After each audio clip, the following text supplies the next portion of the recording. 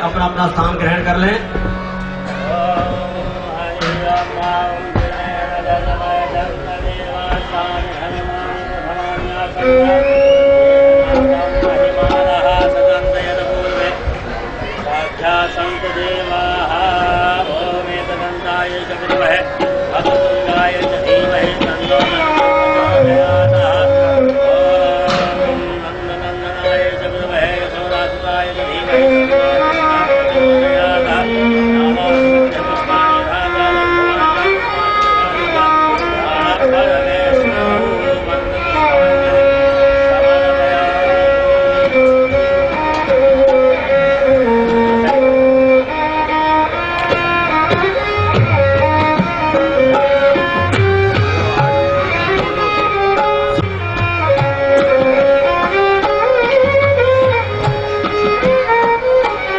मैं अनुरोध करता हूं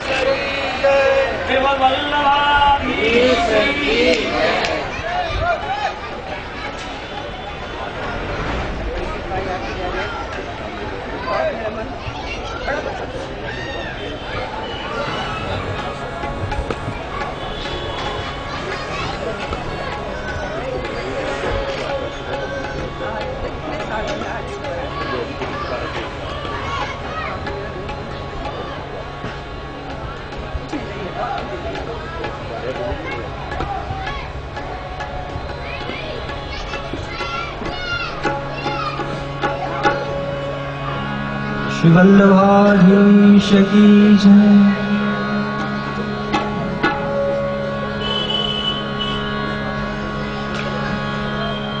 गोसाई जी परम दयाल की जय।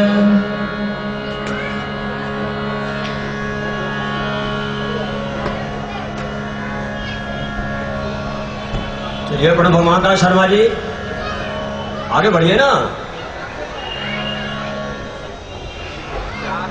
और मैं अनुरोध करता हूँ श्रीमती लक्ष्मी चौधरी जी से कि आज जो बहू जी का स्वागत करेंगे, आशीर्वाद लेंगे। श्रीमती लक्ष्मी चौधरी जी, श्रीमती आ जाइए। श्रीमती इसके बाद तैयार रहे।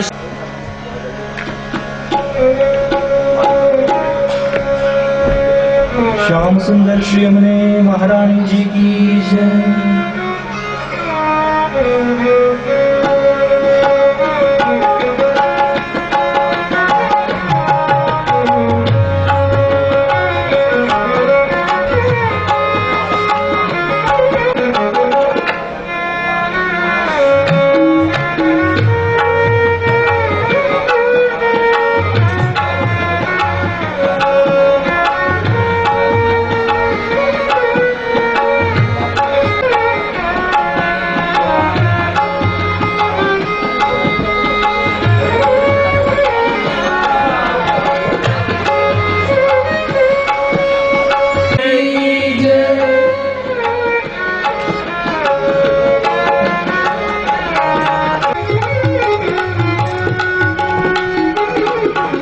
कुलभूषण आप श्री गोसावी यदुनाथ महोदय श्री से सभी धर्मानुरागी वैष्णवजन एवं पुष्टि परिवार के युवा मंच द्वारा बोलो गोसाई श्री यदुनाथ लाल प्यारे जी की जय।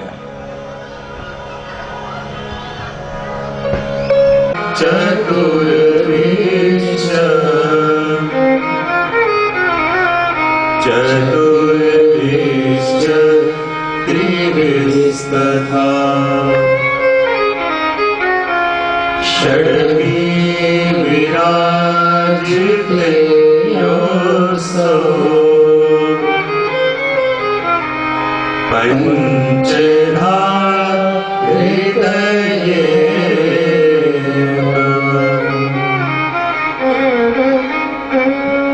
श्री गोवर्धननाथ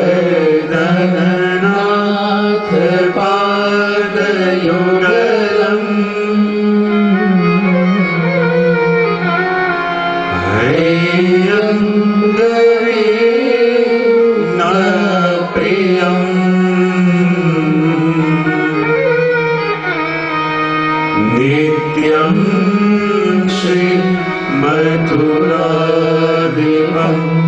सुखकरम्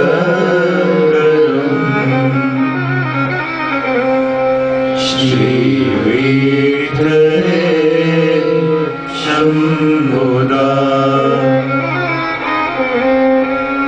श्रीमद्वारपति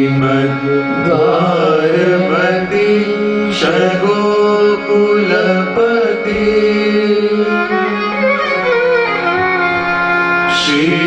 श्रीगोकुले विभो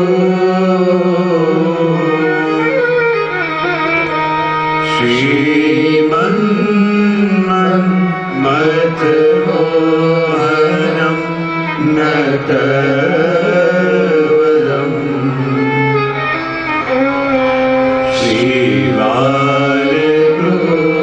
श्रीबालकृष्णं भजे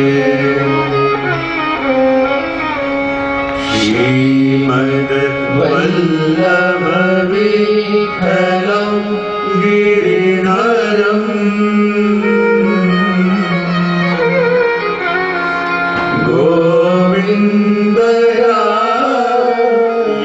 गोविन्दयामिदम्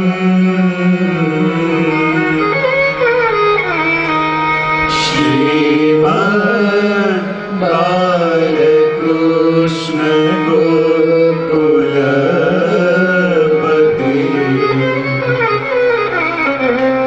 नाथं रघुनाथस्तथा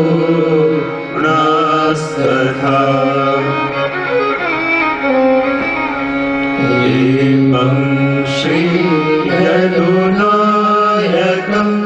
किल घन श्यामं च कर्मोषजा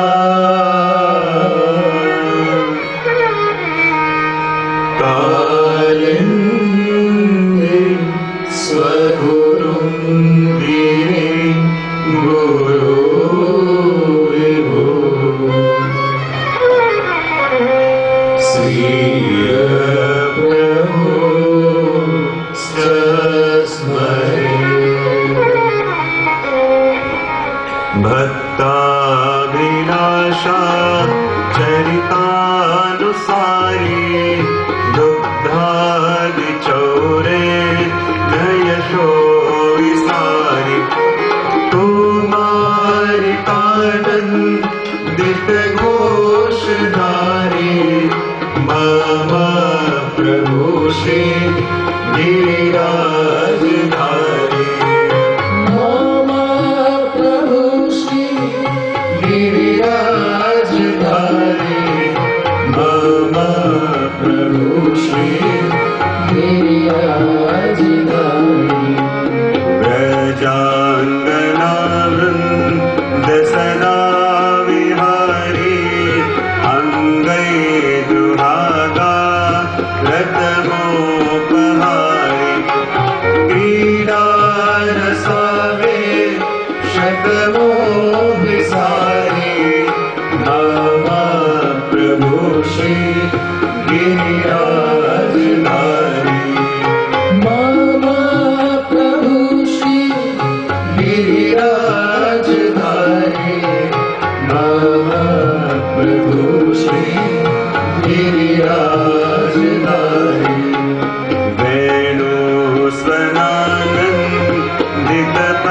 वेणुस्वनानन्दितपन्नगारी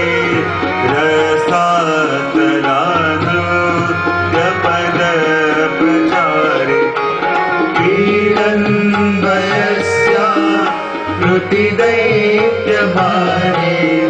मम प्रभु श्री गिरिराजधारी मम प्रभु श्री गिरिराजधारी मम प्रभु श्री गिरिराजधारी ओलिन्दधारा ऋतशम्बरारी रमा सदोदा हृदया प्रकारी गोवर्धने कन्दफलोपहारी मम प्रभु श्री गिरिराजधारी मम प्रभु श्री गिरिराजधारी मम प्रभु श्री गिरिराजधारी कलिन्दजाको लघुकोलहारी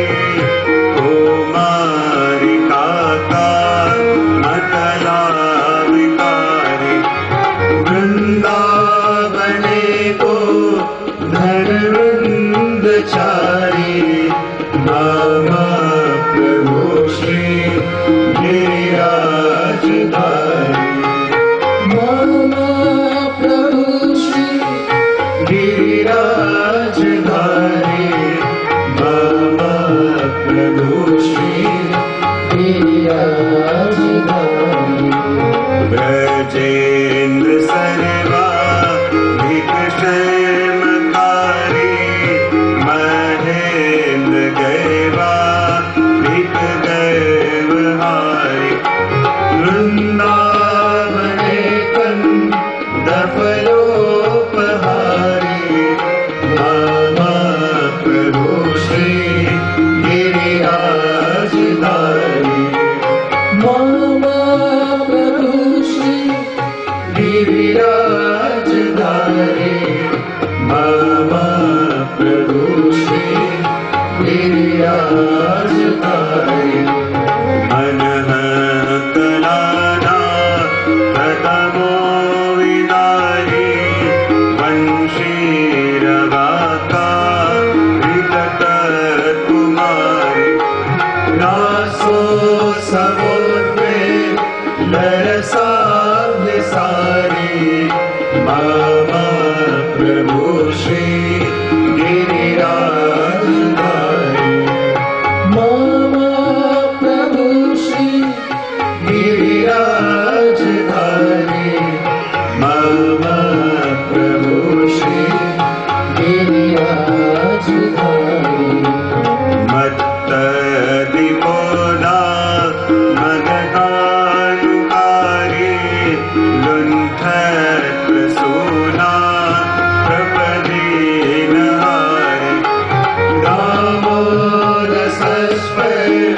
षडरत्नसारी मम प्रभु श्री गिरिराजधारी मम प्रभु श्री गिरिराजधारी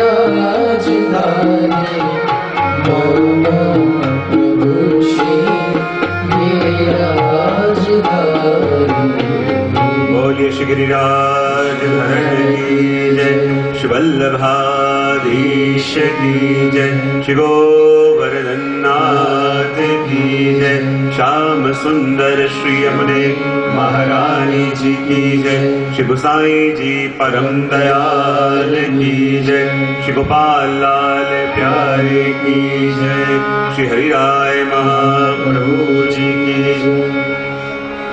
मेरो राधा रमण गिरिधारी गिरिधारी श्याम बनवारी मेरो राधा रमण गिरिधारी गिरिधारी श्याम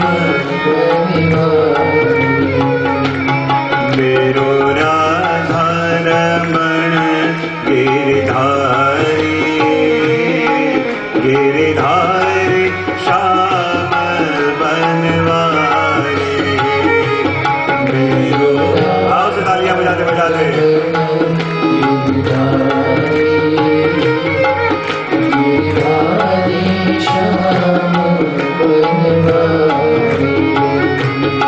मेरो राधा रमण गिरिधारी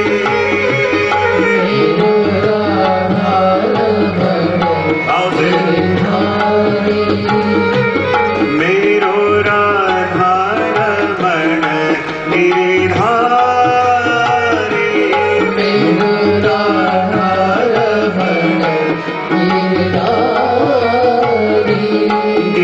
गिरिधारी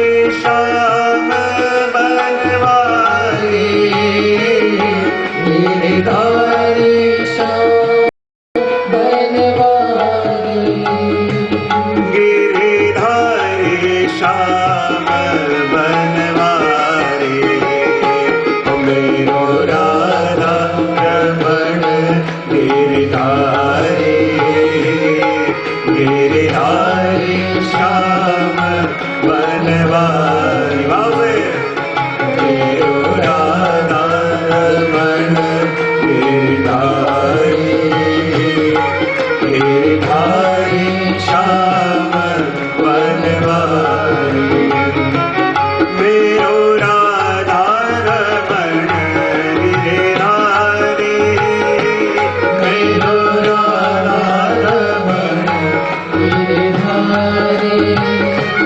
मेरो राधा रमण गिरिधारी मेरो राधा रमण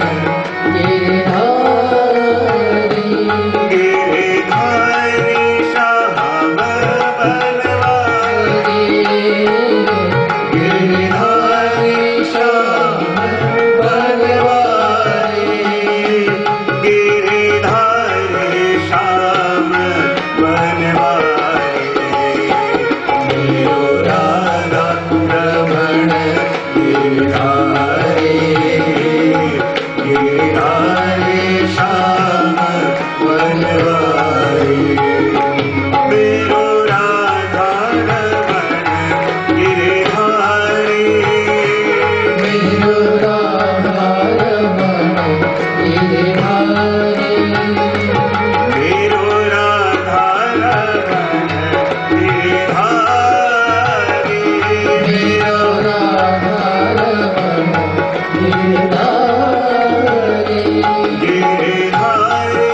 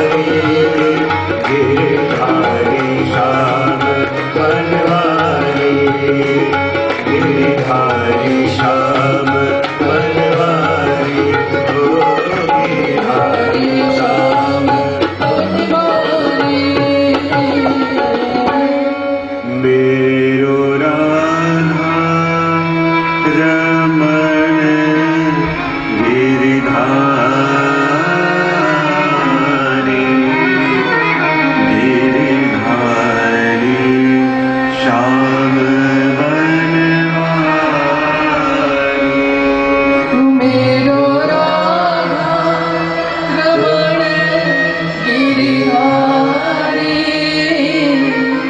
गिरिधारी श्याम बनवारी। बोले श्री गोवर्धननाथ की जय।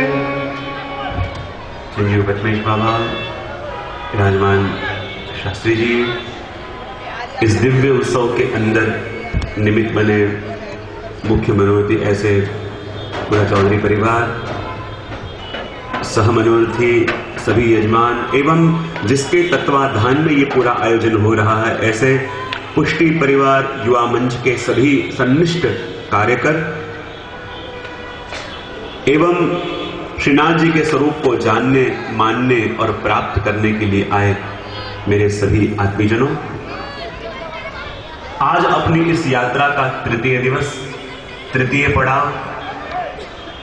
कल अपन ने उन्हीं श्रीनाथ जी की दिव्य लीलाओं का दर्शन किया और ये भी जाना कि जब भगवान सारस्वत कल्प के अंदर प्रगटे थे और सारस्वत कल्प के अंदर प्रागट्य लेके जो जो लीलाएं भगवान कृष्ण ने करी थी वो सारी लीलाएं इस कलिकाल के अंदर श्रीनाथ जी ने करी।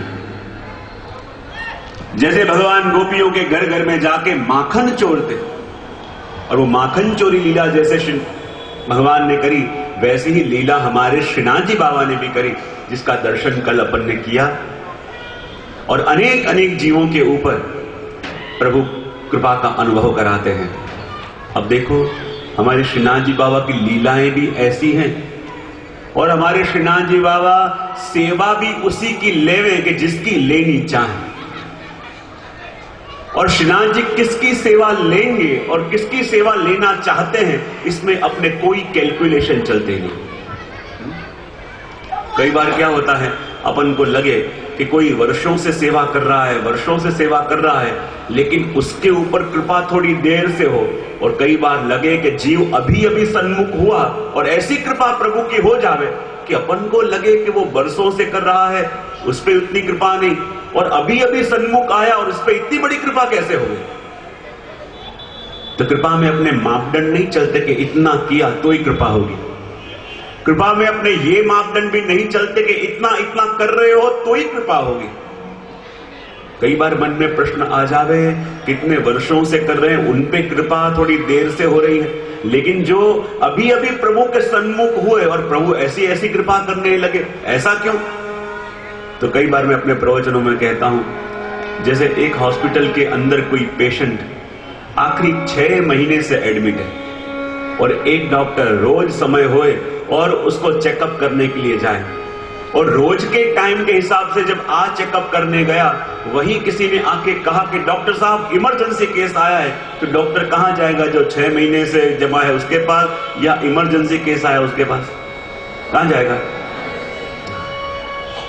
तो जो बरसों से ठाकुर जी की सेवा कर रहे हैं, शायद ठाकुर जी उस पर कृपा तो करेंगे, लेकिन अनायास कोई जीव पहली बार आया है, लेकिन ऐसी वस्तु उसे स्पर्श कर गई, ऐसे भाव के तार उसके झंझना गए कि प्रभु को लगे कि एक बार सन्मुख हुआ और जैसा अनुभव वो कर रहा है, जैसी अनुभूति उसको हो रही है, तब ठाकुर जी को लगे कि भले वो वर्षों से मेरी सेवा कर रहा है, लेकिन ये इमरजेंसी केस आया है, और जब इमरजेंसी केस आवे तो प्रभु कहां पहले जाए? और उसी प्रकार यहां किसके ऊपर कृपा कब होती है, उस पर अपनी कोई कैलकुलेशन चलते नहीं है।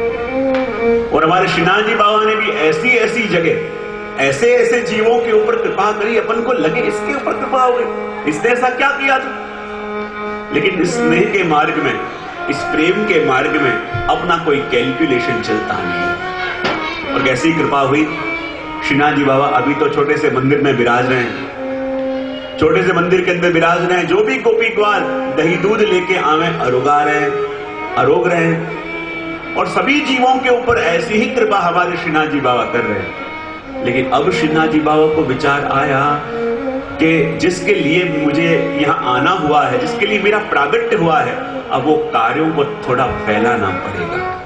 और कार्यों को फैलाना है, नए नए जीवों को पास पे लाना है, तो नए नए जीव जब मेरे पास आएंगे तो बैठेंगे कहां? मेरा तो छोटा सा मंदिर है, अब मैं क्या करूं? और कुछ संकल्प श्रीनाथ जी बाबा ने किया और अपने इस कार्य के अंदर प्रभु ने याद किसको किया? कहते हैं अंबाला गांव के अंदर एक क्षत्रिय रहते, और क्षत्रिय रहते और उनके एक पुत्र जिसका नाम था पूरन, और पूरनमल नाम था, और वो क्षत्रिय बड़े धनवान थे, बड़े धनिक थे, लेकिन बेटे की चिंता बहुत। ये छोटे से पूरन जब छोटे थे तब से ही भगवत सेवा में और भगवत कीर्तन में इतनी आसक्ति, पिता पढ़ने के लिए भेजते और वो कहीं सत्संग में जाके बैठ जाते। पिताजी उसे कोई व्यवहारिक कार्य के अंदर भेजते और वो अपने भगवत मंडली में बैठ के कीर्तन करते। पिता को चिंता होने लगी, ऐसे ही रहेगा तो जगत की रीत कैसे सीखेगा, और जगत की रीत सीख न सका तो इसका निर्वाह कैसे चलेगा।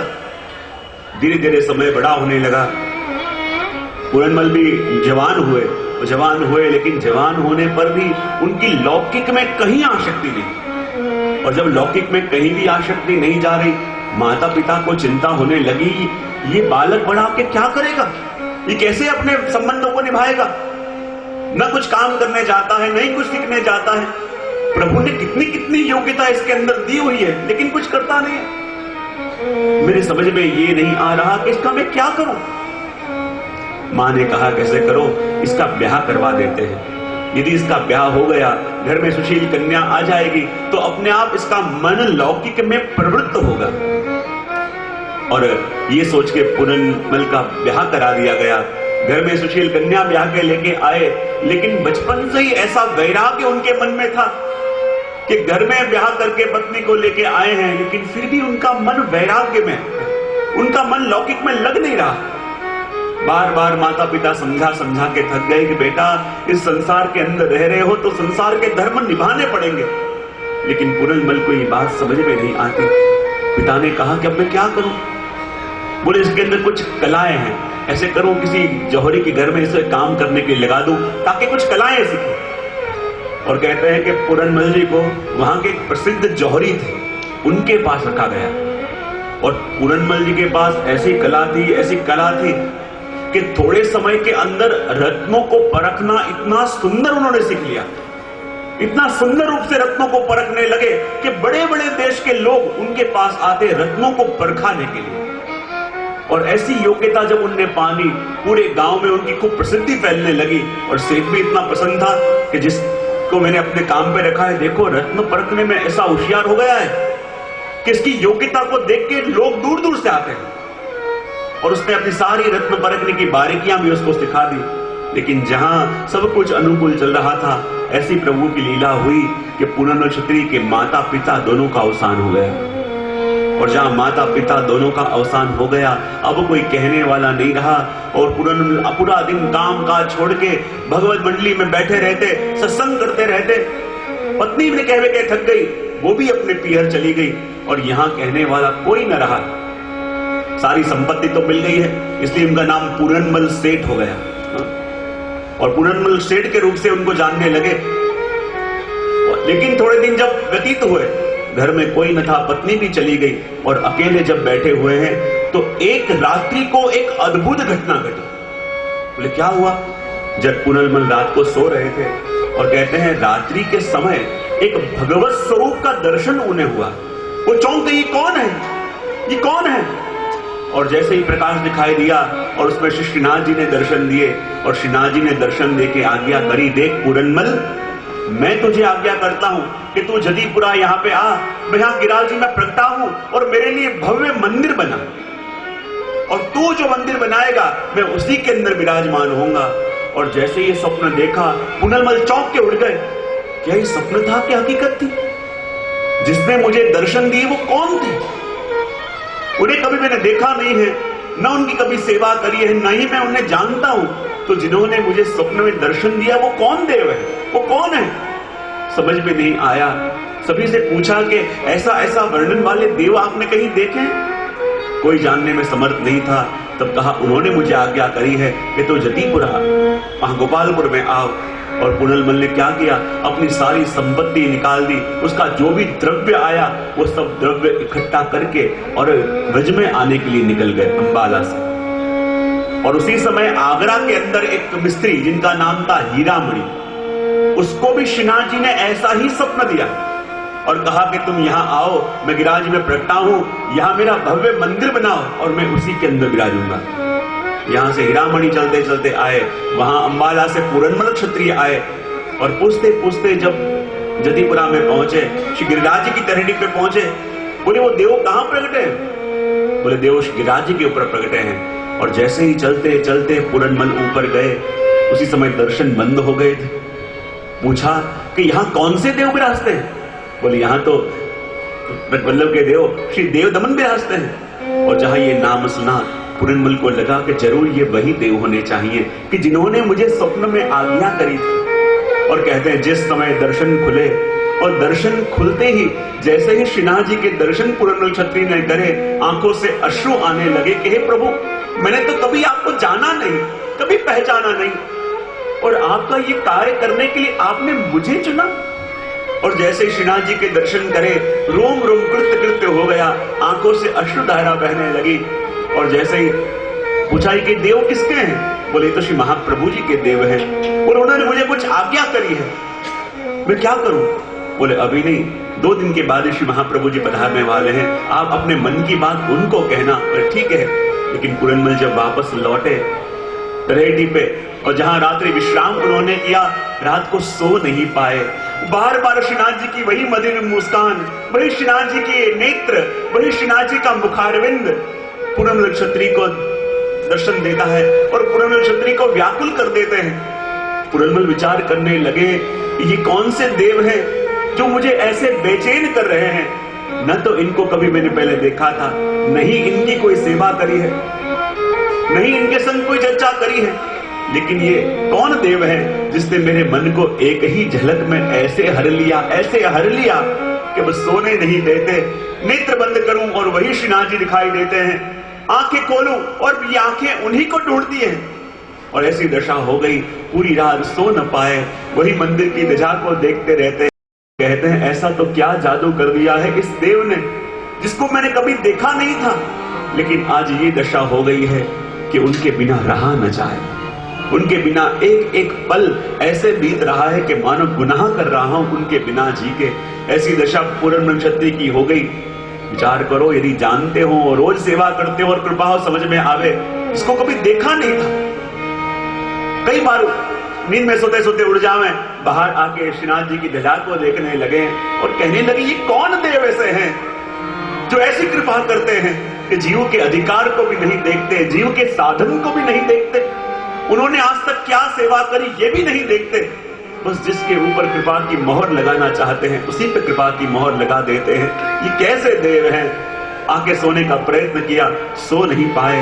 लगता है कि जैसे प्रभु के एक ही दर्शन से, प्रभु के एक ही झलक में मानो उनके मन को चुरा लिया हो प्रभु ने। और ऐसा ही अनुभव पूरनमल क्षत्रिय को आज रात्रि के समय हो रहा है और उनके मन के अंदर भाव है, किस देवता ने आज मेरा दिल चुरा लिया, किस देवता ने आज मेरा दिल चुरा लिया, दुनिया की खबर तन को भुला लिया, दुनिया की खबर ना रही, तन को भुला लिया, किस देवता ने आज। ये कौन है जो ऐसे मधुर मधुर मुस्कान करके जीवों के मन को हर लेते हैं?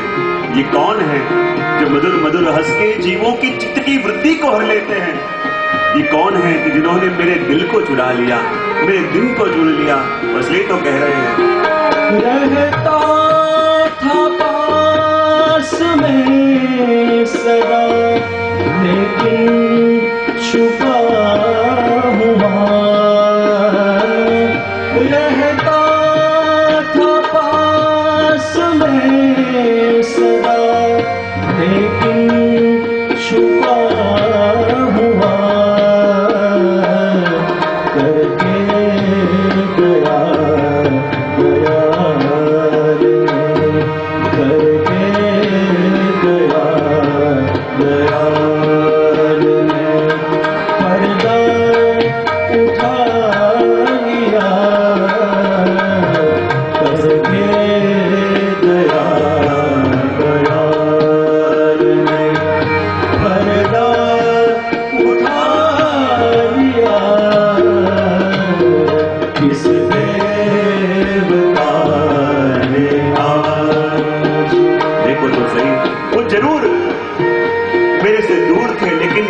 पास ही रहते होंगे, फिर दोनों के बीच में एक पर्दा था जो मेरे पास होके भी जो मैं उसे देख नहीं सकता था, लेकिन वो तो मुझे देखता था, मेरे पास ही था, लेकिन मैं देख न पाया। लेकिन आज वो कृपाल करके, आज उसने कृपा करके हम दोनों के बीच का वो पर्दा हटा दिया। और जैसे ही पर्दा हटा, मुझे लगा कि जिसको मैं दूर समझता था वो तो सदा मेरे पास ही है, सदा मेरे पास ही था। सूरज न था न चांद था, बिजली न थी वहाँ। सूरज न था न चांद था, बिजली न थी वहाँ। एकदम वो अजब शांत था, जलवा दिखा दिया। एकदम अजब शांत था, जलवा दिखा दिया। किस देवता ने मेरा दिल चुरा लिया। दुनिया की खबर ना रही, तन को भुला लिया। किस देवता ने आज मेरा दिल चुरा लिया। किस देवता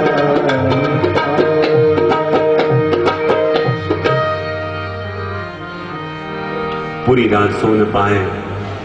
दूसरे दिन फिर से उठे, उठ के जैसे ही प्रभु के दर्शन करने के लिए गए, संग आगरा से हीरामणि मिस्त्री भी वहां पे आए थे। दर्शन किया, रामदास जी से पूछा कि ये देव जो विराजते इनका नाम क्या है? उन्होंने कहा ये तो देवदमन है। बोले इन्होंने मुझे स्वप्न में आज्ञा करी है कि तू मेरे लिए यहाँ पे एक भव्य मंदिर बना, और मैं अपना सब कुछ बेच के वो संपत्ति लेके यहाँ पे आया हूँ। तब कहा कि अभी एक दिन और धैर्य करो, श्री महाप्रभु जी पधारने वाले हैं। और कहते हैं उस समय श्री महाप्रभु जी अपनी द्वितीय परिक्रमा करते हुए, वेंकटाचल होते हुए, दक्षिण से होते हुए पंढरपुर पधारे। और जैसे ही पंढरपुर में विठोबा जी के दर्शन करने महाप्रभु जी गए, कहते हैं उस समय वहां पे श्रीनाथ जी प्रकटे। और श्रीनाथ जी प्रकट के श्रीनाथ जी ने आज्ञा करी महाप्रभु जी से कि देखो वल्लभ, आज मेरे मन में एक मनोरथ जागा है। बोले क्या? बोले मनोरथ मेरे मन में ये जागा है कि आप तो मेरी सेवा करते हो, पर मेरा ऐसा मनोरथ है कि मैं स्वयं आपके घर में पुत्र बन के आऊं और आके आपकी सेवा करूं। महाप्रभु जी के बात समझ में ना आई। बोले क्या कर किया जाए? तो श्रीनाथ जी ने कही कि वल्लभ मेरी ऐसी इच्छा है कि आप गृहस्थाश्रम में प्रवेश करो, और ये मेरी आज्ञा भी है। और जब स्वयं श्रीनाथ जी ने आज्ञा करी पंढरपुर के अंदर, आज्ञा को शिरोधान करके महाप्रभु जी आगे प्रयाण करते करते जैसे ही जदीपुरा में आए, और कहते हैं कि जब ऊपर मंदिर में पधारे, और जैसे ही मंदिर में पधारे सभी लोग वहां पे श्री वल्लभ के दर्शन करने के लिए आए। और जैसे ही दर्शन करने के लिए आए तो महाप्रभु जी ने पूछा तुम सब में से ये पूरनमल क्षत्रिय कौन है? और पीछे खड़े हुए पूरनमल आगे आए और कहा हाँ बताओ तुम कुछ कहना चाहते हो? बोले हाँ। बोले स्वयं श्रीनाथ जी ने मुझे स्वप्न में दर्शन दिए, और दर्शन देके ये आज्ञा करी है कि तुम मेरे लिए गिरिराज जी के ऊपर सुंदर मंदिर सिद्ध कराओ, और इसलिए मैं सब कुछ छोड़ के भागते भागते यहाँ पे आ गया हूं। लेकिन सेवकों ने कहा कि श्री महाप्रभु जी अपने सेवक के अलावा किसी का कुछ लेते नहीं। पूर्ण क्षत्रिय ने ब्रह्म संबंध लिया, शरण में आए, सेवक हुए। और तब महाप्रभु जी ने कहा देखो ये मंदिर बनाने के लिए सबसे पहले नक्शा बनाना पड़ेगा। बोले क्यों? क्योंकि श्रीनाथ जी का जो मंदिर बनाना चाहता हूं मैं, ये ऐसे मंदिर नहीं होंगे जिसमें ध्वजा हो, कलश हो। ये मंदिर जब बनेगा वो मंदिर कैसा होगा? बोले नंदालय की तरह, जैसे नंदराय जी का घर होता था, उसमें न ध्वजा न कलश, सीधा नंद भवन की तरह मंदिर बनेगा। लेकिन उसका नक्शा बनाने वाला कोई चाहिए, कोई अच्छा मिस्त्री मिले तो नक्शा बन जावे। बात ही कर रहे थे, वहां पीछे से हीरामणि मिस्त्री आगे आए और कहने लगे, कृपानाथ, श्रीनाथ जी ने स्वयं मुझे आज्ञा भी करी है कि तुम मेरे मंदिर का नक्शा बनाना, और स्वयं मैं आपके शरण में आया हूं। और तब महाप्रभु जी ने कहा कि तुम आज नक्शा बना के कल मुझे दिखाओ, लेकिन ये वस्तु ध्यान में रखना, वो जब मंदिर का नक्शा बनाओ, ऊपर ध्वजा, कलश और शिखर नहीं होना चाहिए, नंदराय जी के घर की तरह, हवेली की तरह होना चाहिए। बोले ठीक है।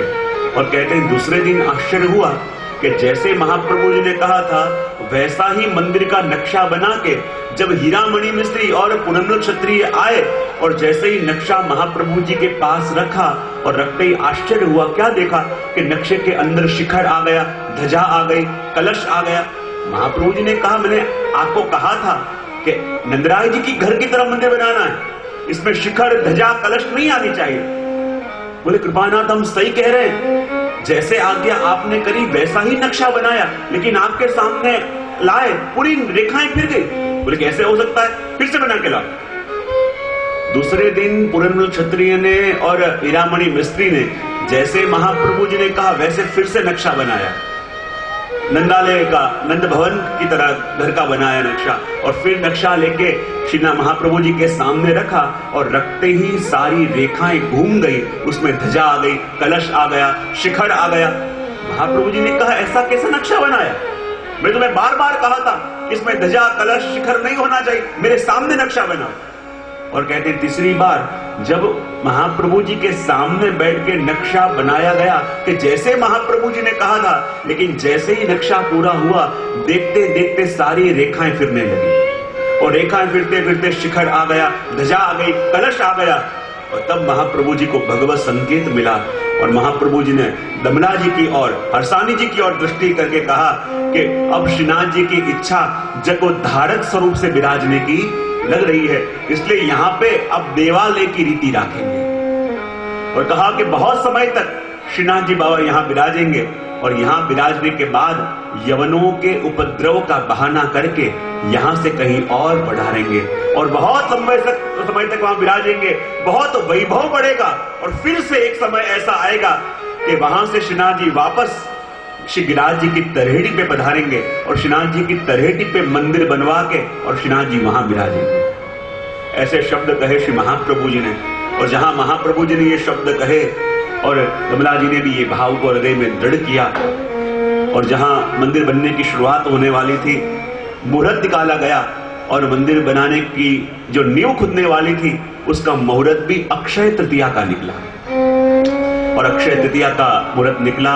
लेकिन देखो श्री महाप्रभु जी को चिंता हो रही है कि श्रीनाथ जी की आज्ञा है कि ऊपर मंदिर बनाना है, और मंदिर बनाने के लिए नींव तो खोदनी पड़ेगी, लेकिन श्री गिरिराज जी के ऊपर जब मंदिर बनेगा तो नींव खुदेगी, और नींव खुदेगी तो श्री गिरिराज जी को बहुत श्रम पड़ेगा, बहुत श्रम पड़ेगा। मन नहीं मान रहा, श्री गिरिराज जी से आज्ञा करी, कृपानाथ जब आपके ऊपर श्री जी का मंदिर बनेगा, जब नींव खुदेगी तो आपको श्रम पड़ेगा।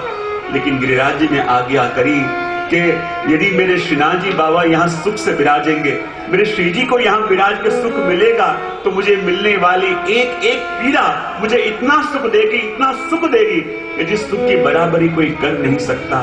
क्योंकि श्री गिरिराज जी तो हरिदास बन रहे हैं, प्रभु के दासों में श्रेष्ठ हैं, और प्रभु के दास कौन हो सकते हैं कि जो प्रभु के तत्सुख का विचार करें। और यहाँ श्री गिरिराज बाबा कहते हैं कि भले एक एक हथौड़ी मेरे ऊपर चले, एक एक कील मेरे पे लगे, लेकिन वो मुझे पीड़ा नहीं, मुझे सुख देगा, क्योंकि मुझे सबसे अधिक आनंद मुझे इस बात का होगा कि मेरे श्री जी, मेरे प्रभु यहाँ खूब सुख से विराजेंगे, और जो जो पीड़ा मुझे होगी, लेकिन जब प्रभु के भक्त श्री जी के दर्शन करने आएंगे और जब उनके चरण वहां पे पड़ेंगे तो मुझे परम शीतलता होगी, मुझे लगेगा कि मेरी पीड़ा के ऊपर किसी ने मलहम लगा दिया।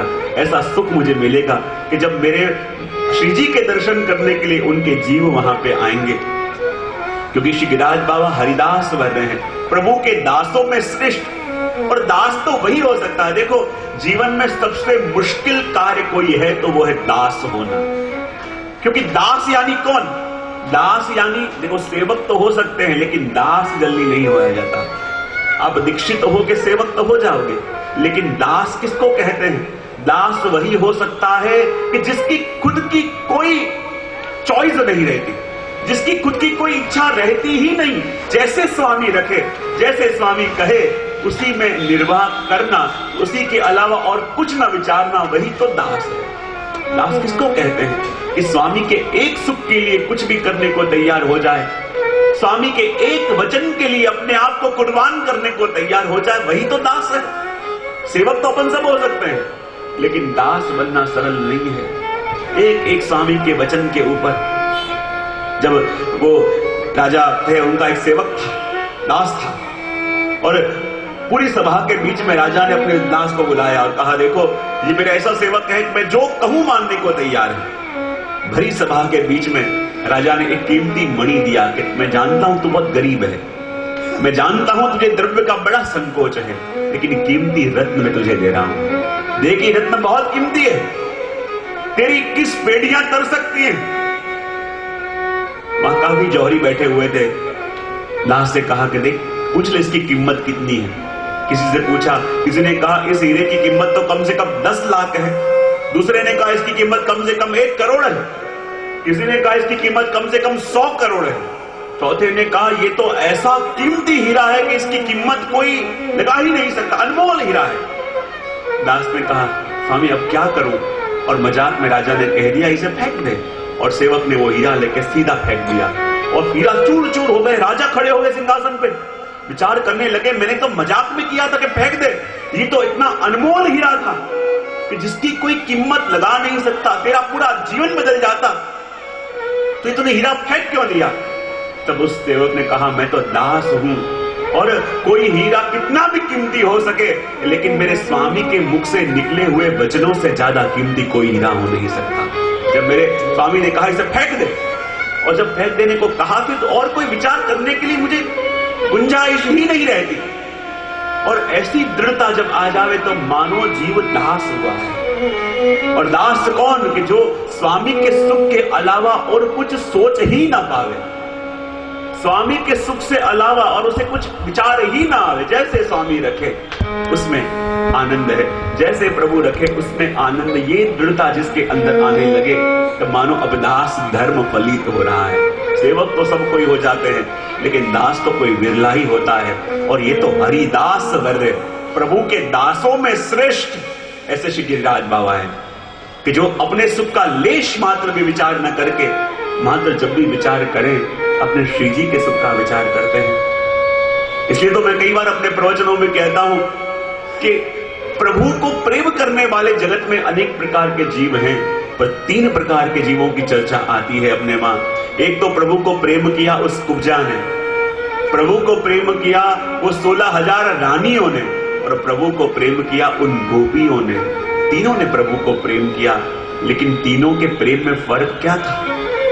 कुब्जा ने भी प्रभु को प्रेम किया, उन 16,000 रानियों ने भी प्रभु को प्रेम किया, और ये गोपियों ने भी प्रभु को प्रेम किया, लेकिन तीनों के प्रेम में भेद क्या था? कुब्जा का प्रेम कैसा है कि जो कहती है कि प्रभु आपको सुख मिले कि ना मिले, मुझे सुख मिलना चाहिए, ये भाव आ गया तो मानो अपना प्रेम उस कुब्जा की तरह हो गया। पटरानियों का प्रेम कैसा था? प्रभु हमको भी सुख मिले और आपको भी सुख मिले, ये बात हो गई, तब मानो अपना प्रेम पटरानियों की तरह हो गया। और गोपियों का प्रेम क्या था कि भले दुनिया भर की विपत्तियां हम पे आ जावें, दुनिया भर के कष्ट हमारे ऊपर आ जावें, तो बस प्रभु आपको सुख मिले।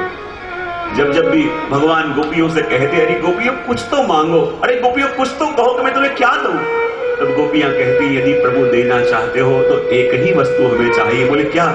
बस आप मुस्कुराते रहो, बस आप प्रसन्न रहो, बस आप आनंद में रहो। जब भगवान भी उसे मांगने को कहें और वो भगवान से ही जो मांगे वो भी भगवान की खुशी, भगवान का आनंद मांगे, ऐसा प्रेम जब अपना हो तो मानो वो प्रेम अब गोपियों का हुआ। और वही प्रेम से तो हमारे श्री जी रीजे, क्योंकि सेवा रीत प्रीत व्रज जन की, जनहित जग प्रगटाए। और इसी प्रीत को श्री गोसाई जी प्रभु चरण ने लोगों के लिए प्रगटाया है। जब जब भी आप प्रभु की सेवा करो और ये आ जावे कि प्रभु आपको सुख मिले कि न मिले, पर मेरा काम होना चाहिए, मुझे मिलना चाहिए, ये भाव आ जावे तो मानो अपना प्रेम उस कुब्जा की तरह हो गया है। प्रभु आप यदि मेरा ये काम करा दोगे तो मैं आपका ये उत्सव करूंगा, ये करूंगा। ये भाव आ गया तो मानो अपना प्रेम उस पटरानी की तरह हो गया। और जब प्रभु के ही सुख का विचार है, प्रभु के ही आनंद का विचार है, तब मानो अपना प्रेम उन गोपियों की तरह हुआ। और यहाँ श्री गिरिराज बाबा ने वही कहा कि भले मेरे ऊपर नींव खुदेगी, भले मुझे कष्ट पड़ेगा, भले मुझे पीड़ा होगी, पर एक एक पीड़ा मुझे आनंद देगी, क्योंकि मेरे प्रभु को सुख मिलने वाला है। मेरे प्रभु के सुख का विचार करके सारी पीड़ाएं मैं सह लूंगा, सारी विपत्तियां मैं सह लूंगा। और ये जो प्रेम की पराकाष्ठा हुई, और कहते कि जब वहां नींव खोदी गई वेदोक्त शास्त्रोक्त पद्धति से, और पुनर्मन को बड़ा आनंद था कि इतनी संपत्ति लेके मैं आया हूं, सब कुछ बेच के सब कुछ लेके आया हूं, और 6 महीने के अंदर पूरा मंदिर खड़ा कर दूंगा। और जहां 6 महीने के अंदर पूरा मंदिर खड़ा कर दूंगा, ये संकल्प करके पुरनमल वहां आए थे। लेकिन लेश मात्र जरा सा मन के अंदर भाव भी आया था कि मैं सामर्थ्यवान हूं और ये प्रभु का मंदिर तो मैं 6 महीने में बना सकता हूं। ये लेश मात्र संशय मन के अंदर आया, और ऐसी लीला श्रीनाथ जी ने करी कि जैसे ही मंदिर की नींव खुदी, और नींव खुदते ही उसकी सारी संपत्ति समाप्त हो गई। इतनी अपार संपत्ति लेके आए थे, लेकिन अभी तो मंदिर की सिर्फ नींव खुदी थी, और नींव खुदते खुदते पूरे पुरनमल की संपत्ति समाप्त हो गई। और जहां समाप्त हो गई मंदिर का कार्य, जो अभी नींव खुदा है, काम वहीं अधूरा रह गया। सब लोग आगे आए, बड़े बड़े वैष्णव कहने लगे, श्री वल्लभ आप हमें आज्ञा करो, एक आवाज करो, हम सारी संपत्ति लाके रख देंगे। श्रीनाथ जी के मंदिर का काम रुकना नहीं चाहिए, श्रीनाथ जी का मंदिर निर्मित होना ही चाहिए। लेकिन महाप्रभु जी ने कही कि नहीं, भले तुम संपत्तिवान हो, भले तुम समर्थवान हो, लेकिन श्रीनाथ जी की इच्छा है कि ये मंदिर पुरनमल ही बनाएगा। और पुरनमल क्षत्रिय ने कहा, कृपानाथ जरूर मेरे मन में कोई लेश मद आया होगा कि मैं समर्थवान हूं और ये मंदिर बना दूंगा, काम अटक गया। लेकिन ये संकल्प जो श्रीनाथ जी ने मेरे हृदय में जगाया है, ये कार्य मैं पूर्ण करके ही रहूंगा। वही महाप्रभु जी के चरणों में झुके, महाप्रभु जी की चरण रज ली मस्तक पे, और कहा कि अब मैं कमाने जाऊंगा दक्षिण भारत, रत्न की परखने की विद्या मेरे पास है, और जब संपत्ति इतनी हो जाएगी तब मैं वापस आऊंगा और तब ये मंदिर में सिद्ध करूंगा। ये कार्य क्यों अटका? क्योंकि भगवती जन कहते हैं कि देखो, ठाकुर जी पुरनमल को मानसी का दान देना चाहते थे, और मानसी का दान कब मिले? जब उसकी तनु वितजा सेवा सिद्ध हो। लेकिन जानते थे कि ये वितजा सेवा किसको कहते हैं कि अपनी कमाई हुई संपत्ति का विनियोग जब ठाकुर जी में करें तो वितजा सेवा अपनी पूरी होती है। लेकिन ये जो संपत्ति लेके पुरनमल आए थे, ये उसकी कमाई हुई नहीं, पर उनके पुरखों से मिली हुई थी। और पुरखों से मिली हुई संपत्ति का विनियोग यदि मंदिर के कार्य में कर रहे हैं तो उनकी खुद की वित्तजा सेवा सिद्ध नहीं हो रही। और इसलिए वो सिद्ध कराने के लिए ऐसी लीला श्रीनाथ जी ने करी कि द्रव्य वहां कम पड़ गया, और कमाने के लिए पुरनमल क्षत्रिय वापस दक्षिण भारत की ओर गए, और यहां से मंदिर का कार्य अटक गया। महाप्रभु जी फिर आगे परिक्रमा करने पधारे, कुरुक्षेत्र, बद्रीनाथ, व्यास गुफा होते होते जब पधारे, वहां वेद व्यास जी ने भी श्री महाप्रभु जी को पुनः आज्ञा करी कि आप गृहस्थाश्रम के अंदर प्रवेश करो।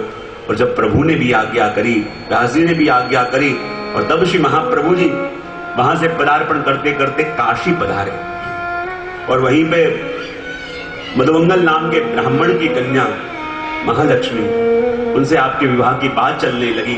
और तब श्री महाप्रभु जी ने अपने सेवकों को भेज के अपने माता को बुलाया काशी में, और जब काशी में पधारे तब श्री महाप्रभु जी का आषाढ़ सुद पंचमी को आपका विवाह संपन्न हुआ।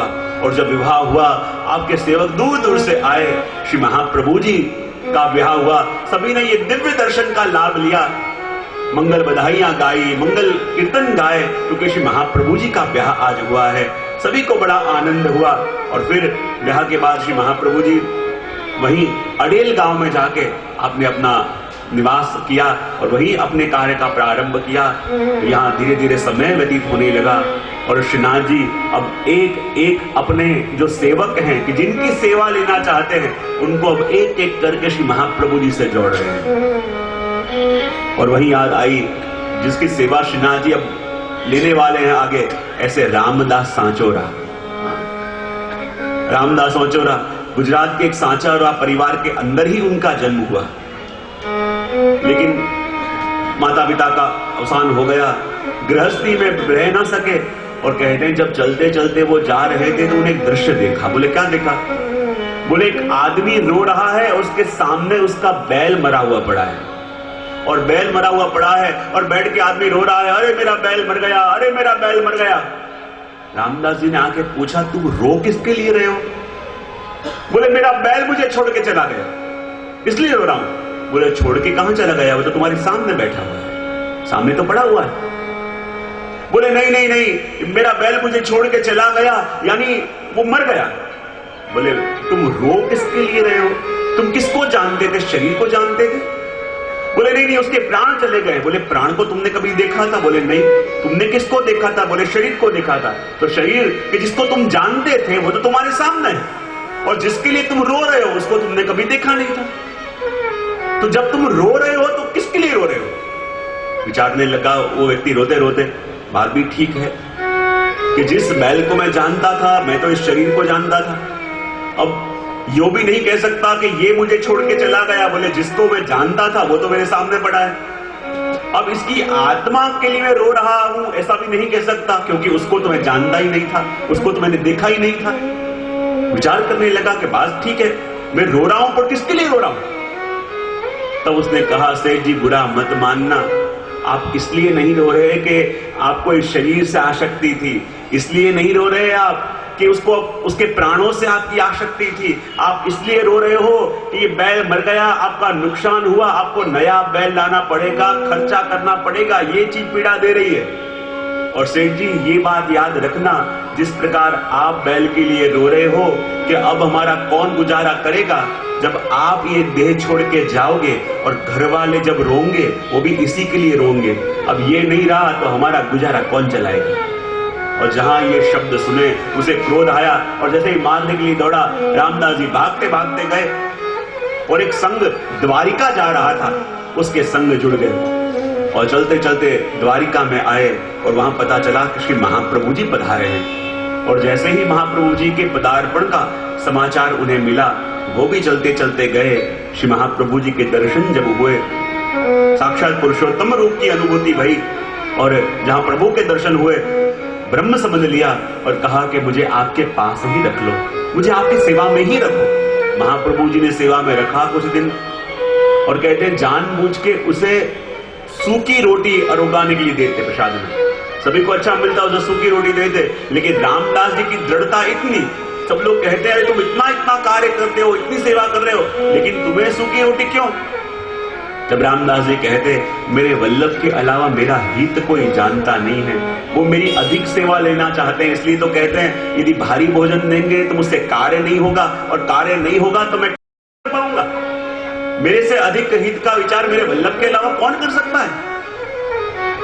श्री महाप्रभु जी के पास बैठ के उन्होंने कई ग्रंथों का अध्ययन भी किया, लेकिन जानते थे कि मुझे आपके पास ही रहने दो। लेकिन महाप्रभु जी ने कहा तुझे प्रभु की सेवा मिलेगी, लेकिन थोड़ा समय बाकी है, तो अपने घर लौट जा। और जैसे ही महाप्रभु जी ने अपने ग्रंथों का अध्ययन कराया, रामदास जी को भगवत लीला की स्मृति हुई। उन्होंने भी पद गाया, चली सखी चली अहो व्रज पेट लगी, जहां विकट हरि रस प्रेम। ये पद का गान उन्होंने किया और वापस अपने घर की ओर गृहस्थ के अंदर प्रवेश किया। अब देखो, जब भगवान कृष्ण ब्रज के अंदर विहार कर रहे थे तो अकेले नहीं थे, उनके सारे सखा थे कि नहीं? अर्जुन तो मधुमंगल श्री दामा सारे सखा थे कि नहीं? तो कहते हैं कि सारस्वत कल्प के अंदर जब भगवान कृष्ण खेलते थे तो उनके संग जो सखा थे, इस कलिकाल के अंदर जब वही कृष्ण श्रीनाथ के रूप से प्रकटे तो वो सारे सखा अष्ट सखा के रूप से प्रकटे। ये सारे सखा जो हैं ठाकुर जी के लीला परिकर, वो भी अष्ट सखा के रूप से प्रकटे। अब जब श्रीनाथ जी पूर्ण रूप से प्रकट गए तो अपने एक एक सखा को भी सन्मुख कर रहे हैं, और उसमें से एक सखा है हमारे सूरदास जी। कौन? सूरदास जी। कहते हैं कि जब सिंही गांव के अंदर एक सारस्वत ब्राह्मण के घर में इस बालक का जन्म हुआ, पुत्र का जन्म होता है, सब लोग उत्सव मनाते हैं, सब लोग बहुत गुणगान गाते हैं, लेकिन इस बालक का जन्म हुआ और मानो माता ने भी अपनी छाती कोट ली कि ये क्या हो गया? बोले क्यों? एक होता है अंध के जिसके जो देख न पावे, लेकिन सूर किसको कहते हैं कि जिनके चेहरे पे आंखों का निशान ही नहीं था, आंखों के चिन्ह ही नहीं थे। ऐसे बालक को जब देखा माता पिता रोने लगे, इसका गुजारा हम कैसे करेंगे, हम खुद इतने सामर्थ्यवान नहीं है कि बालक को बड़ा कर सके। और ये प्रभु ने कैसा बालक दे दिया जो देखना तो दूर, जिसकी चेहरे पे आंखों का चिन्ह ही नहीं है। लेकिन प्रभु ने जैसी दृष्टि सूरदास जी को दी थी, वो तो ऐसी कुछ दृष्टि थी कि जो देखने वाले भी आंखों से देख नहीं सकते। और कहते हैं जब सूरदास जी थोड़े से बड़े हुए, 6 वर्ष के हुए, तो कोई किसी ने आके स्वर्ण मुद्राओं की थैली इनके पिता को दी। और जैसे स्वर्ण मुद्रा की थैली दी, लेकिन चूहे उस थैली को लेके ऊपर छप्पर के ऊपर ले गए। और जैसे पिता ने आके देखा तो स्वर्ण मुद्रा की थैली गायब। और कहने लगे देखो तो सही, जब से ये बालक अपने घर में आया है, अपने घर में सब बुरा ही बुरा हो रहा है। मुश्किल से कहीं से स्वर्ण मुद्रा आई थी, लग रहा था कि अब जीवन का निर्वाह कुछ होगा, लेकिन देखो वो भी खो गई। इस बालक को बार बार कोसने लगे। और तब सूरदास जी ने कहा कि यदि मैं आपको बता दूं कि वो कहां है, तो मैं जो मांगू सो दोगे? पिता ने कहा अरे तू कैसे जानता है, तेरे पास तो आंखें भी नहीं, कैसे बता सकता है? बोले मैं बता सकता हूं कि कहां है, लेकिन जो मांगू सो दोगे? बोले हाँ देंगे। तो कहा कि जाओ ऊपर बराबर जो छप्पर है, छप्पर के अंदर जो लकड़े हैं, लकड़े के बीच में वो पोटली फंसी है। पिता को लगा इसके पास तो आंखों का चिन्ह ही नहीं है, कैसे बता सकता है? लेकिन जैसे ऊपर चढ़ के गए तो क्या देखा कि चूहे उस पोटली को लेके बराबर सूरदास जी ने जहां बताया, छप्पर के नीचे लकड़े के अंदर छुपा के रखा है। पिता को आश्चर्य हो गया, ये बालक कोई साधारण नहीं है। चलते चलते आए और कहने लगे कि देखो हमसे गलती होगी तुमको पहचान ना पाए, और जहां तुमने कहा वहीं से हमको ये पोटली मिली, बताओ इसके बदले में तुम्हें क्या चाहिए? सूरदास जी ने कहा जो वस्तु मैंने बताई और ये वचन लिया था कि जो मांगू सो दोगे, तो आज मैं मांगता हूं कि मुझे घर से निकल जाने की आज्ञा दे। और छोटे से सूरदास जी घर त्याग करके चलते चलते अकेले भगवत मार्ग के ऊपर चलते चलते गए। चलते चलते थक गए तो एक वृक्ष के नीचे जाके बैठे। और जैसे ही वृक्ष के नीचे जाके बैठे तो किसी व्यक्ति की भैंस खो गई। वो ढूंढते ढूंढते जा रहा था, पता ना चला कौन बैठा है, पता ना चला कि जिसके पास नेत्र भी नहीं है। और पीछे से पूछ बैठा, अरे भैया तुमने देखी यहां से भैंस कहां गई? सूरदास जी ने कह दिया कि देखो यहां नहीं, यहां से दूर वो एक नदी है, नदी के किनारे पे एक वृक्ष है और वृक्ष के नीचे तुम्हारी भैंस खड़ी है। और जैसे ही वो व्यक्ति वहां पे गया और वहीं पे भैंस थी, उसे लगा कि ये कोई साधारण मनुष्य लगते नहीं। भागते भागते गए और 10-15 गांव वालों को बुला के लेके आ गए, और वो भी अपनी बातें कहें और जो बतावे सूरदास जी सत्य हो जावे। और कहते हैं ऐसा महिमा सूरदास जी का बढ़ गया, ऐसा बढ़ गया कि गांव वालों ने आके वहां कुटिया बना दी। रोज सभी लोग मिलने के लिए आते, और इतना महिमा बढ़ा कि अब तो सूरदास जी से वो सूर स्वामी हो गए। अनेक उनके सेवक हुए, अनेक वहां रोज आके भगवत गुणगान करते, भगवत मंडलियां होती, और करते करते बहुत बड़ा मंदिर बन गया और बहुत वैभव बढ़ा। लेकिन एक दिन रात्रि के समय उनको वैराग्य जगा, मैंने घर बार सब कुछ छोड़ के क्यों निकला था? घर बार इसलिए त्यागा था कि प्रभु को मिल सकूं, लेकिन यहां आके मैं तो माया के अंदर फंस गया। प्रभु का महिमा बढ़ाने के लिए मैंने घर छोड़ा था, ये तो अपने ही महिमा के अंदर अटक के मैं रह गया, मैं क्या करूं? मन में वैराग्य जगा, सेवकों को भेजा कि मेरी माता पिता को बुला के लाओ। और जैसे ही माता पिता आए, सूरदास जी ने अपना घर, अपनी संपत्ति सब कुछ उनको दे के और सदा के लिए वहां से अपने सेवकों को लेके निकल गए। चलते चलते कहते हैं कि जब ब्रज के अंदर आए, मन में विचार आया यदि मथुरा के अंदर रहूंगा, सब लोग मुझे जानते हैं, इतनी प्रसिद्धि हो गई है, पता चलेगा कि सूर स्वामी आ गए हैं तो दूर दूर से लोग आ जाएंगे और वही वैभव यहाँ भी खड़ा हो जाएगा, तो क्या करूं? बोले मथुरा के अंदर न रह के पास में गरु घाट है, वो गौ घाट के अंदर जाके मैं अपने सेवकों के संग बैठूं। ये विचार करके जहां सूरदास जी और अपने सेवक को लेके गौ घाट पे गए, वही समाचार मिला कि पास में श्री महाप्रभु जी पधार गए। और जैसे ही महाप्रभु जी के आगमन का समाचार मिला, सूरदास जी के मन में तत्परता जागी कि मैं भी जाके आपके दर्शन करके आऊं। श्री वल्लभ के बारे में मैंने बहुत सुना है। और जब सूरदास जी श्री महाप्रभु जी के पास आए, सामने आके विराजमान हुए, महाप्रभु जी ने कहा, सूरदास मैंने तुम्हारे बारे में भी बहुत सुना है, ऐसे करो कोई भगवत गुणगान मुझे सुनाओ। और कहते तब सूरदास जी ने गाया कि हो सब पतितन को नायक, हो सब पतितन को टीको। और ऐसे पद गा के अपने आप को कोसा कि मैं तो पतितों में सबसे बड़ा पतित हूं, मैं तो मानो पतितों का नायक हूं, मेरे अंदर सारे अवगुण हैं, मेरे अंदर कोई अच्छाई नहीं है। जब ऐसी बातें करी श्री महाप्रभु जी को आनंद न आया। महाप्रभु जी ने एक ही शब्द कहा, अरे तुम तो सूर हो, सूर। और सूर किसे कहते हैं कि जो शूरवीर हो। तो कहा कि सूर होए काहे दिदियात है कछु भगवत लीला का। महाप्रभु जी ने कहा सूरदास होके, सूर होके ऐसी रोने वाली बातें क्यों करते हो, अपने आप को क्यों कोसते हो। अरे कुछ गाना है तो प्रभु की लीला गाओ। अपने दोषों को गाएंगे तो उसका कोई अंत नहीं है, लेकिन प्रभु की लीला गाएंगे तो इतनी योग्यता आएगी कि प्रभु के गुणगान कर पाएंगे। लेकिन सूरदास जी ने कहा कृपानाथ मुझे तो कोई लीला का ज्ञान नहीं है, भगवत लीला का, तो कैसे करूं। तब महाप्रभु जी ने उन्हें भागवत की अनुक्रमणिका समझाई। और जैसे ही भागवत की अनुक्रमणिका पढ़ाई और भगवत लीला स्तुति, और उन्हें गाया चकेरी चल चरण सरोवर जहां न प्रेम वियोग। और तब महाप्रभु जी ने कहा सूरदास तुम्हें अब मैं गोकुल की लीला का अनुभव कराऊंगा। और महाप्रभु जी सूरदास जी को लेके गोकुल में आए और महाप्रभु जी ने कहा देखो ये गोकुल क्या दिख रहा है। आसपास के सेवकों ने कहा ये तो कोई साधारण गांव लग रहा है। महाप्रभु जी ने कहा कि तुमने भौतिक गोकुल के दर्शन करे हैं, ये वो गोकुल है कि जिसका आदि दैविक स्वरूप वो है कि जहां प्रभु प्रगटे हैं। और प्रभु की लीला ऐसी है कि जो नित्य है। प्रभु कभी प्रगटे थे ऐसे नहीं, जब जब भी जन्माष्टमी आती है तब प्रभु आप प्रगटते हैं। जब जब भी प्रभु का जन्मोत्सव होता है तब तब वो लीला वहां प्रकट होती है।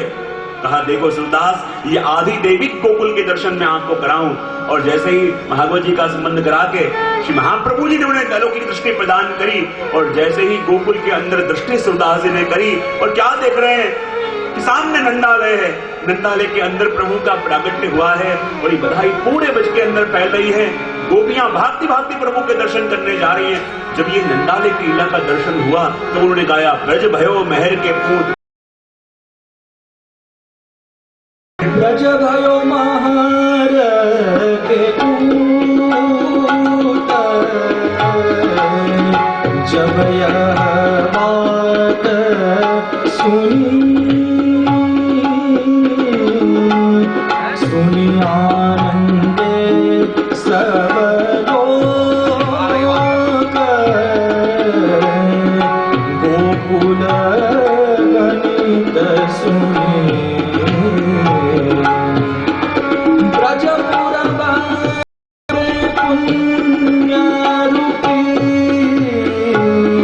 कुल सुधीर धुनी,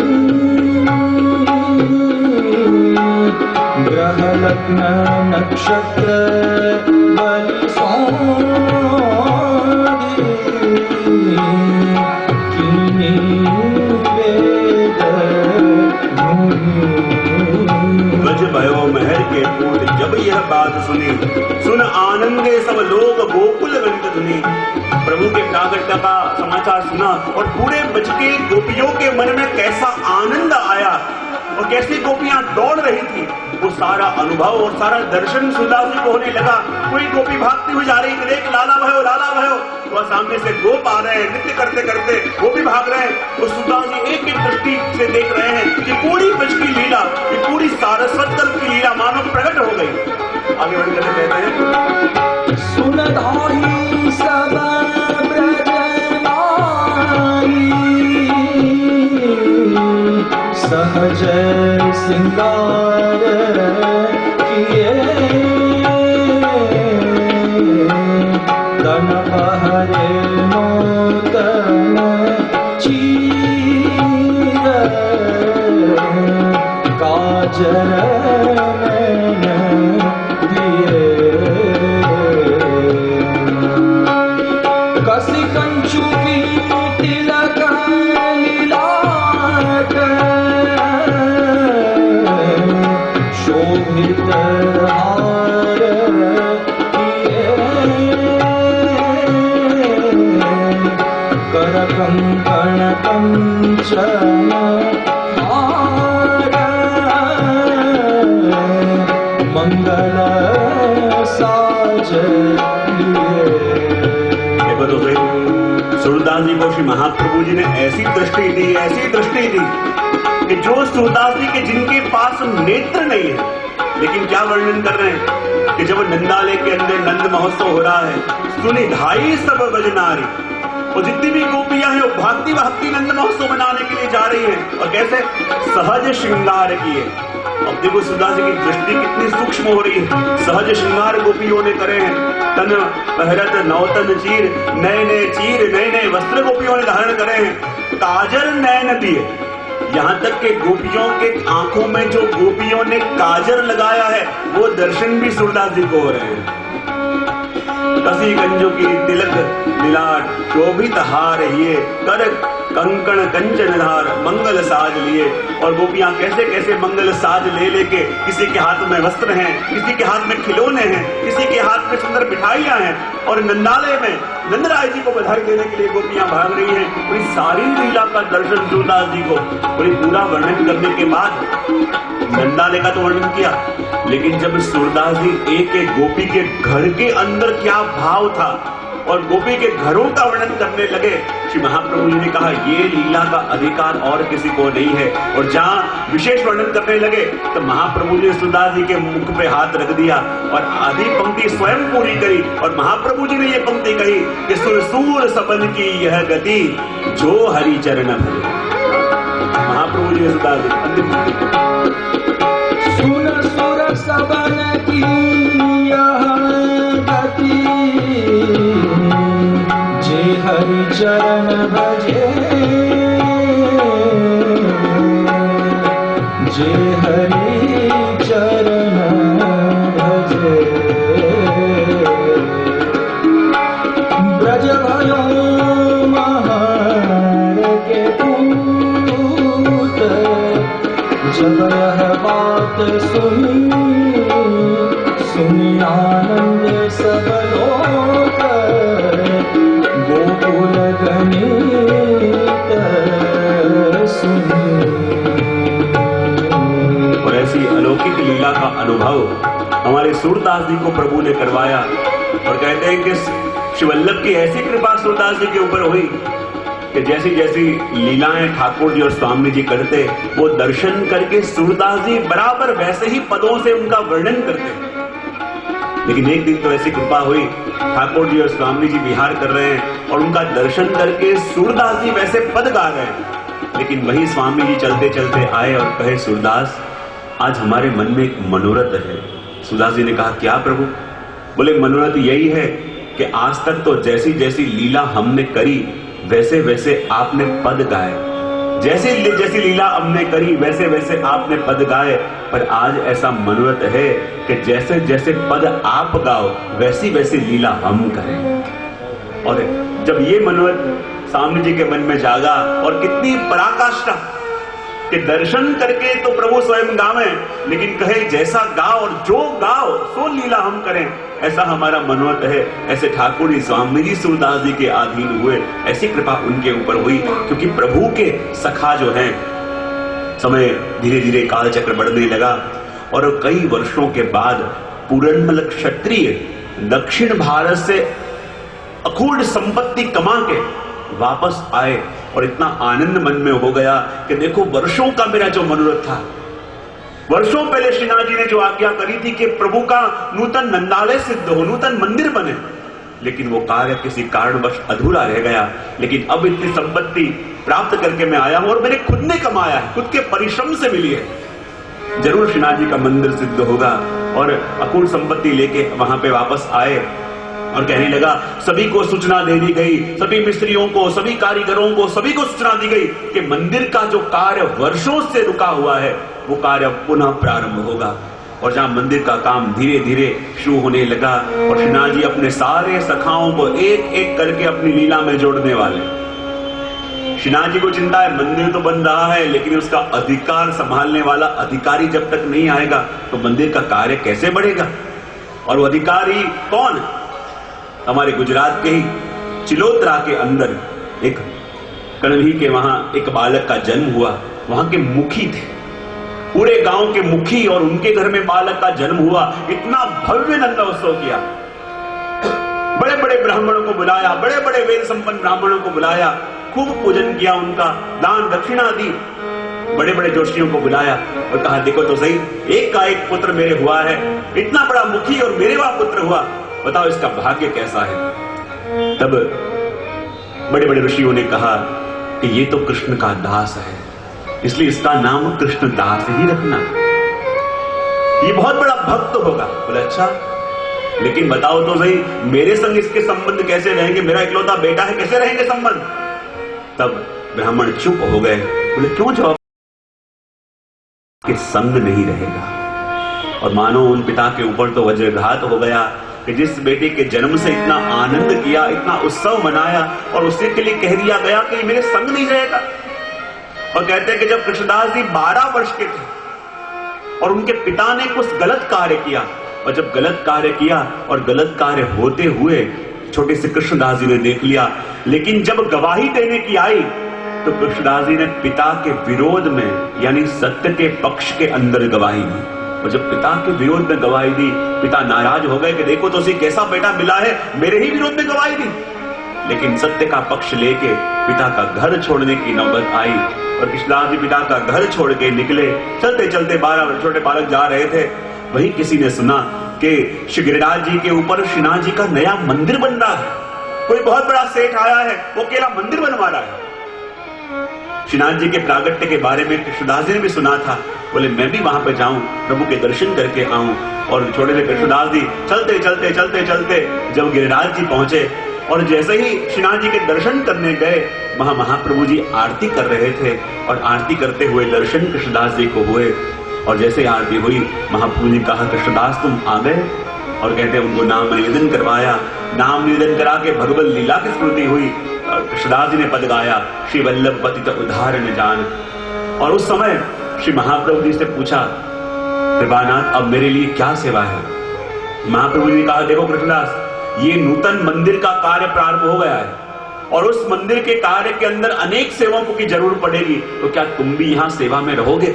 कृष्णदास जी ने कहा कृपानाथ श्री जी की कोई भी सेवा मुझे मिले वो मेरे लिए सेवा है, चाहे मैं सारी वस्तु का ध्यान रखूंगा, ये जो मंदिर का कार्य चल रहा है इसकी सारी जवाबदारी मैं संभालूंगा। और वहां रह के मंदिर के निर्माण के कार्य की सेवा ये कृष्णदास जी करने लगे, जो आगे जाके कृष्णदास अधिकारी कहे गए। सारी सेवा होने लगी। महाप्रभु जी वहां से अड़ेल पधारे और कहते हैं थोड़े समय के बाद श्री महाप्रभु जी के भादो मास के अंदर वद और द्वादशी के दिन श्री महाप्रभु जी के वहां उनके ज्येष्ठ लाल जी श्री गोपीनाथ जी का प्रागट्य हुआ। बोलिए श्री गोपीनाथ की जय। अड़ेल में श्री महाप्रभु जी के वहां गोपीनाथ जी ज्येष्ठ पुत्र के रूप से उनका प्रागट्य हुआ। और बराबर 3 वर्ष के बाद जब श्री महाप्रभु जी चरणाट पधारे तो चरणाट के अंदर आपके द्वितीय पुत्र ऐसे श्री गोसाई जी यानी विठलनाथ जी का प्रागट्य हुआ। बोले श्री गोसाई जी परम दयाल की जय। और देखो ये गोसाई जी का 5 शताब्दी वर्ष भी चल रहा है। तो ये प्रसंग जब पूरा होगा तो प्रसंग पूरा होने के समय श्री गोसाई जी का प्रागट्य उत्सव, नूतन मंदिर का प्रवाटोत्सव अपन संग मनाएंगे कथा के समय। तो जब श्री गोसाई जी प्रभु चरण का प्रागट्य भी हुआ और कहते हैं कि जब श्री गोसाई जी प्रभु चरण का प्रागट्य हुआ तो एक ब्राह्मण श्री विठलनाथ जी का स्वरूप लेके आया और महाप्रभु जी को पधराया। तो महाप्रभु जी ने कही देखो आज प्रभु मेरे वहां 2 रूप से आए हैं, ये सेव्य रूप से सेवा लेवे और पुत्र रूप से सेवा करवे। और श्री गोसाई जी के प्रागट्य के बाद थोड़े समय के बाद कहते हैं वो श्रीनाथ जी का नया मंदिर का निर्माण कार्य पूरा होने को आया। और जैसे ही वो कार्य पूरा होने को आया और ऐसा भव्य मंदिर जिसके ऊपर शिखर है, ध्वजा है, और कहते हैं आज से इतने वर्ष पहले 500 वर्ष पहले उस समय मंदिर के निर्माण का खर्चा 3 लाख मुद्राएं आया। और वो मंदिर कौन सा, आज जब भी आप जतिपुरा जाते हो और श्री गिरिराज जी के ऊपर जो मंदिर का दर्शन करते हो ना, ये वही मंदिर है कि जो पूरनमल क्षत्रिय ने निर्मित किया। और कहते हैं इतना अद्भुत मंदिर बनाया गया कि मंदिर के ऊपर कहते हैं कि चौक, निज मंदिर, शैया मंदिर, ये सब ऊपर और बाकी के जितने भी कक्ष हैं वो सारे नीचे भूगर्भ में। ऐसे ढंग से पूरे मंदिर का निर्माण किया गया और जहां आसपास के गांवों के अंदर ये समाचार मिला कि अब नूतन मंदिर का निर्माण होने वाला है, नूतन मंदिर में ठाकुर जी पधारेंगे, श्री जी पधारेंगे, और इतना उत्साह आसपास के गांव में। क्योंकि देखो, जब मंदिर का पाटोत्सव किया गया तो उसके लिए भी दिवस निश्चित कौन सा हुआ कि जब श्रीनाथ जी के मंदिर की नींव खुदी थी, वो दिन कौन सा था? अक्षय तृतीया का। और यहाँ पाटोत्सव भी जब होगा तो उसके लिए भी दिन निश्चित किया, वो भी अक्षय तृतीया। और इस दौरान कितने वर्ष व्यतीत हुए? जब पुरनमल क्षत्रिय अंबाला से आए थे कि 6 महीने के अंदर ये मंदिर में बना दूंगा, लेकिन द्रव्य कम पड़ा, कमाने के लिए गए, और आज जब मंदिर का पाटोत्सव होगा तो इस दौरान कितने वर्ष व्यतीत हुए? बोले 20 वर्ष। कितने वर्ष? जो संकल्प करके आए थे कि 6 महीने के अंदर पूरा मंदिर खड़ा हो जाएगा, और श्रीनाथ जी ऐसे लीलाधारी हैं कि वो वस्तु वहीं अटक गई। और आज जब पुरनमल क्षत्रिय वापस संपत्ति लेके कमा के आए, मंदिर का निर्माण कार्य प्रारंभ हुआ, और तब से लेके पाटोत्सव की अवधि है 20 वर्ष की। कहते हैं कि जहां देव दमन आज नए मंदिर के अंदर विराजमान है, और जब नए मंदिर के अंदर स्वयं श्रीनाथ जी बाबा विराजमान होंगे तो पूरे गांव के अंदर आज इतना उत्साह, इतना आनंद है। अरे हमारे श्रीनाथ जी बाबा नए मंदिर में पधारेंगे, प्रभु के दर्शन कैसे होंगे? अब तो प्रभु कितने भव्य मंदिर के अंदर विराजमान होंगे।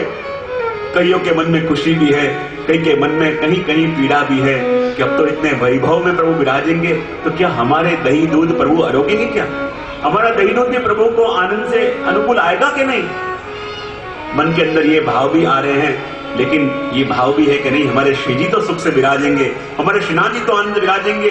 और जब मंदिर का पाटोत्सव होने लगा, कहते हैं पुरनमल क्षत्रिय ने इतना द्रव्य का उपयोग किया, इतना द्रव्य, इतना जाहो जलाली, इतने वस्त्र, इतने आभूषण, इतने श्रृंगार। कहा श्रीनाथ जी ने आज्ञा करी तो हर एक सेवा का लाभ मैं लूंगा, और इतने वस्त्र और श्रृंगार के ढेर कर दिए। चारों तरफ सुंदर बंदरबार बांधने में आए, इतनी सजावट करने में आई।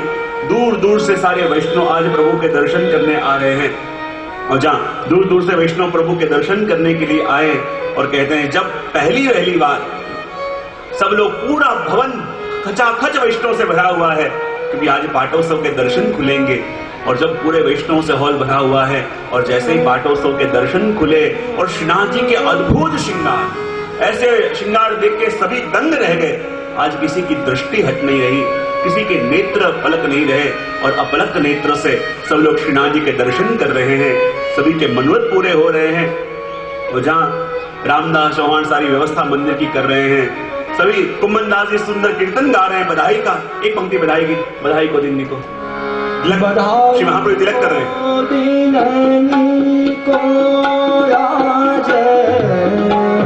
बधाई को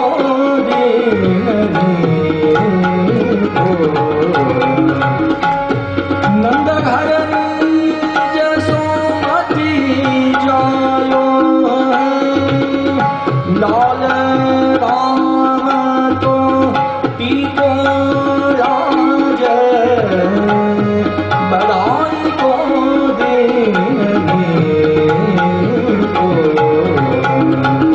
बधाई को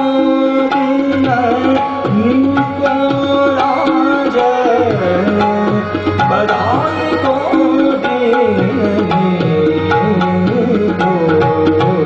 श्री महाप्रभु जी ने तिलक किया, आरती हुई, गायन हुए, सभी वैष्णव दर्शन करके धन्य धन्य धन्य हो रहे हैं। और जब दर्शन करके आगे पुरनमल क्षत्रिय खड़े हैं, उनकी तो नेत्रों से अखंड अश्रुधारा बह रही है कि प्रभु ने कितना ताप कराया, लेकिन देखो परीक्षा करी, लेकिन परीक्षा में उत्तीर्ण भी श्रीनाथ जी ने ही किया। लग रहा था कि कार्य कैसे होगा, लेकिन इस असंभव कार्य को संभव भी हमारे श्रीनाथ जी ने किया। और आज ऐसे गदगदित उनका हृदय हो रहा है। और तब महाप्रभु जी ने पास बुलाया, और जैसे पुरनमल जी पास आए, श्री महाप्रभु जी ने कहा, देख पुरनमल, आज श्रीनाथ जी ने तुम्हारो मनोरथ पूरो कियो है। देख पुरनमल, आज श्रीनाथ जी ने तुम्हारा मनोरथ अद्भुत रूप से पूर्ण किया है, और आज मैं तुम्हारी सेवा से इतना प्रसन्न हूं कि आज जो भी चाहो मुझसे मांग लो। पुरनमल क्षत्रिय सावधान हो गए और जानते थे कि आज जो मुझे मांगने का कह रहा है, ये कोई साधारण नहीं। वो कौन है? बोले अदे दान लक्ष्य। ये वो वल्लभ है कि जो कोई नहीं दे सकता, वो स्वयं देने वाले श्री महाप्रभु जी हैं। क्योंकि जब जब भी दान देने की बात हो, 3 वस्तु उसके अंदर महत्व की हैं। एक तो जो दान देने वाला हो उसके अंदर दान देने का सामर्थ्य होना चाहिए। पहली वस्तु है सामर्थ्य। अब सामर्थ्य हो पर इच्छा न हो तो बात बने। बोले दान देने का सामर्थ्य हो और दान देने की इच्छा भी हो। इच्छा हो, सामर्थ्य न हो तो भी बात न बने। सामर्थ्य हो, इच्छा हो तो भी बात न बने। तो 2 वस्तु है, एक है दान देने का सामर्थ्य, दूसरी दान देने की इच्छा, और तीसरी सामने वाले की दान लेने की पात्रता। यदि वस्तु सामने वाले को दे दे और उसकी पात्रता नहीं है